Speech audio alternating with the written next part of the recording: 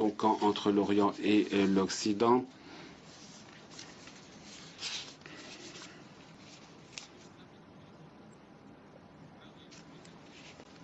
Tôt ou tard, cette logique de confrontation ne peut que prendre la forme d'une crise géopolitique grave. Et c'est ce qui s'est passé en Ukraine, où l'on a exploité le mécontentement d'une partie de la population vis-à-vis des autorités pour orchestrer de l'extérieur une prise de pouvoir qui, en définitive, a provoqué le déclenchement de la guerre civile. Nous sommes convaincus que le seul moyen d'arrêter l'effusion de sang et de sortir de l'impasse actuelle en Ukraine consiste à faire appliquer strictement et de bonne foi les accords de Minsk du 12 février 2015. Il est inutile, il est vain de faire appel aux menaces et aux armes pour assurer l'intégrité de l'Ukraine. Ce qu'il faut faire, c'est prendre en compte les intérêts et les droits de la population du Donbass, respecter leurs choix, et comme cela est prévu par les accords de Minsk, il faut les impliquer dans le processus décisionnel. Cela représente un gage du développement ultérieur de l'Ukraine en tant qu'État civilisé, et ce serait la pierre angulaire essentielle de la création d'un espace commun de sécurité et de coopération économique en Europe et en Asie. Mesdames et messieurs, ce n'est pas par hasard que je mentionnais à cet instant l'espace commun de coopération économique. Il y a des lois économiques objectives qui existent et nous allons nous fonder sur les règles de transparence élaborées au profit de tous, notamment les principes adoptés dans le cadre de l'OMC, tels que la liberté du commerce, des investissements et de la concurrence. Cependant, aujourd'hui, les sanctions unilatérales qui contournent la charte des Nations Unies sont presque devenues la norme. Ce sont là des sanctions qui sont utilisées au-delà de buts politiques en tant qu'outil pour éliminer les concurrents sur les marchés. Je veux aussi noter ici l'existence d'une autre manifestation de cette économie économique. Il y a certains États qui optent pour la création d'associations économiques prioritaires à caractère restreint.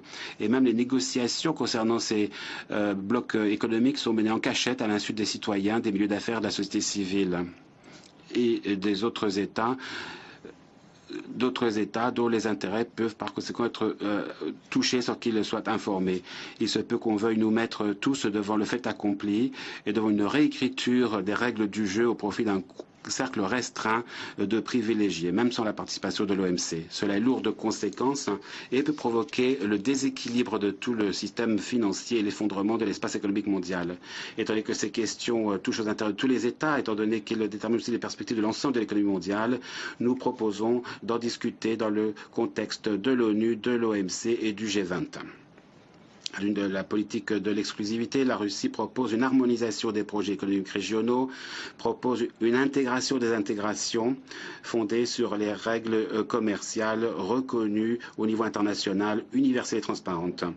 Et je pourrais vous citer des projets que nous avons menés dans le contexte de la communauté économique eurasienne à l'initiative chinoise, notamment pour la construction de la ceinture économique de la route de la soie. Nous voyons toujours de grandes perspectives dans l'harmonisation des processus d'intégration au sein de la communauté économique eurasienne et de l'Union européenne. Mesdames et messieurs, parmi les problèmes qui subsistent se trouve le défi persistant du changement climatique.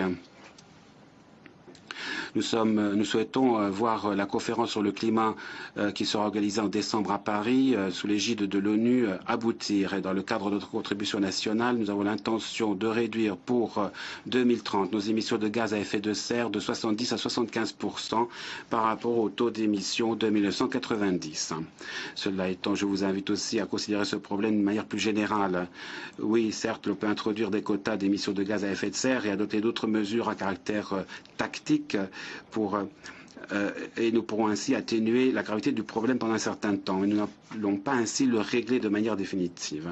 Nous avons besoin aussi d'approches de nature différente qualitativement. Il faut mettre en place ici des solutions novatrices, des technologies similaires au fonctionnement de la nature qui restent en harmonie avec l'environnement plutôt que de porter préjudice à l'environnement. Et nous avons besoin de solutions qui nous permettent de restaurer l'équilibre entre la biosphère et la technosphère, équilibre qui a été brisé, qui est un vrai défi à l'échelle planétaire. Je suis convaincu que l'humanité possède ce potentiel intellectuel nécessaire pour trouver des solutions. Nous devons joindre nos efforts. Il s'agit avant tout des efforts des États qui ont des capacités de recherche importantes qui sont notamment dans le domaine de la recherche fondamentale. Nous proposons à cet égard de convoquer un forum spécial sous l'égide de l'Organisation des Nations Unies où l'on pourra revenir sur l'ensemble des problèmes liés à l'épuisement des ressources naturelles, la destruction de l'habitat et les changements climatiques. La Russie est prête à être co-organisateur de ce forum. Mesdames et messieurs, chers collègues, le 10 janvier 1946 à Londres se tenait la première session s'ouvrait la première session de l'Assemblée générale de l'ONU. C'est le président de la commission préparatoire, un diplomate colombien, M. Zuleta Angel, qui a ouvert la séance et a dit quelque chose qui, à mon avis, reste pertinent. Il a évoqué la bonne volonté, l'esprit de coopération et a rejeté l'intrigue.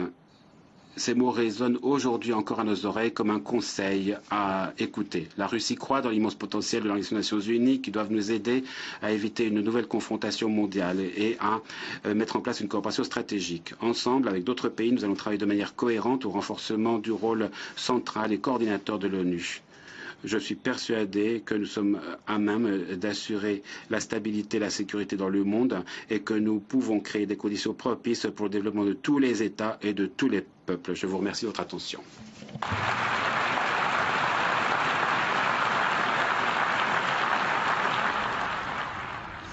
Le président russe qui vient donc de s'exprimer à la tribune des Nations Unies pour cette 70e Assemblée générale. Un discours de 30 minutes, largement consacré au dossier syrien.